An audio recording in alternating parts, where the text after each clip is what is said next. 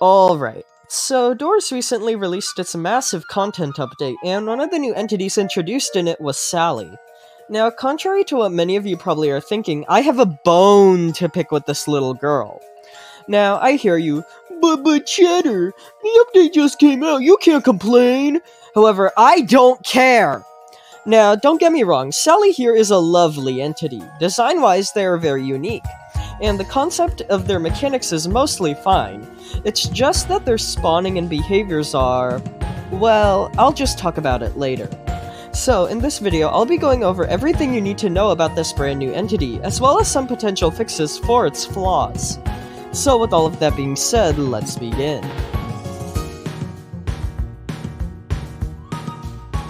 Alright, so if you're an OG player, it's likely you've come to realize that Sally isn't exactly a new entity. You see, they were first actually added all the way back in the game's official release as an extremely rare Easter egg entity you can find. And other than just being a cool decoration, they had no other purpose. In this update, however, they were fully implemented as an actual entity you would have to face. The way you find this girl is simply by playing through the hotel. Throughout your playthrough, there's a decently rare chance for the lights to flicker, followed by a strange chuckle. But this isn't Rush. Outside of a window, you'll see a glowing face appear before it bursts through into the room, revealing itself to be the figure of a little girl. This is Sally, and they'll rapidly chase after you, dealing quite a substantial amount of damage if they hit you. There is no way to outrun Sally, but you can prevent from it hitting you by dropping an item. By doing this, the entity will sit down and play with the item, and from there you can click on them in order to receive the Playtime secret badge. Yeah, that's right, there's secretly a badge tutorial hidden in this video. Now, although Sally is a relatively simple entity, there are numerous aspects about them which just make me internally scream. For one, there's the entity's rarity. As I had stated, Sally was, and still is, extremely rare to encounter. I myself have only found them once without using a set seed. Now, Doors does have its handful of rare entities, but most of them just serve as jump scares without any meaningful functionality. Sally, on the other hand, does have very unique and intriguing mechanics, and making them incredibly hard to encounter just puts those to waste. I would also like to mention that Sally also has two badges associated with them, one for giving them an item, as I had already discussed, and one for crucifying them. So, for those trying to 100% the game, it's really hard to get those achievements due to the entity's rarity, and it kind of devalues the entity as a whole to players as they aren't viewed as a significant threat, but rather just a hurdle which has to be jumped over in order to fully complete the game. The point I'm trying to get at here is Sally's mechanics and being as a whole are undermined by their rarity, which isn't something I like to see.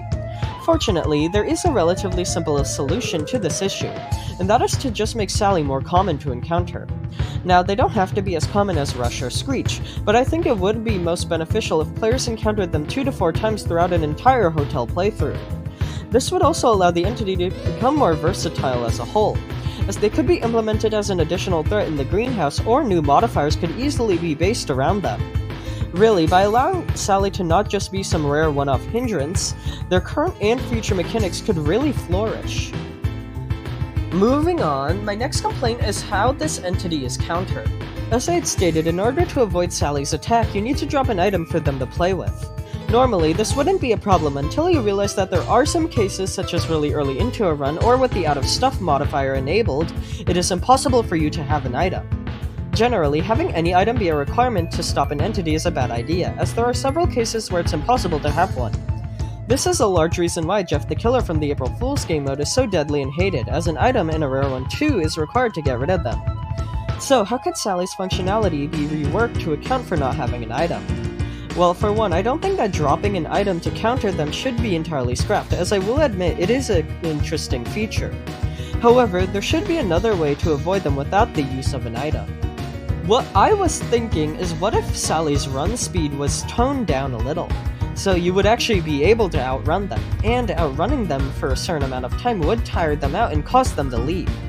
This would definitely be more difficult than just dropping an item, and given Sally's rapid and unpredictable movements, it could definitely be challenging, but at least it would be possible to avoid the entity without any extra requirements. There are, of course, other ways to implement mechanics which allow players to avoid Sally without items, but that was just the first one which came to my mind. Anyways, that was essentially the entire video. I mostly just wanted to go over Sally's mechanics and how they could be improved, because I do really like the concept of this entity. It's just that their execution could be improved upon. So with all of that being said, let me know in the comments what you think of this entity, and thank you all for watching, and I hope you enjoyed.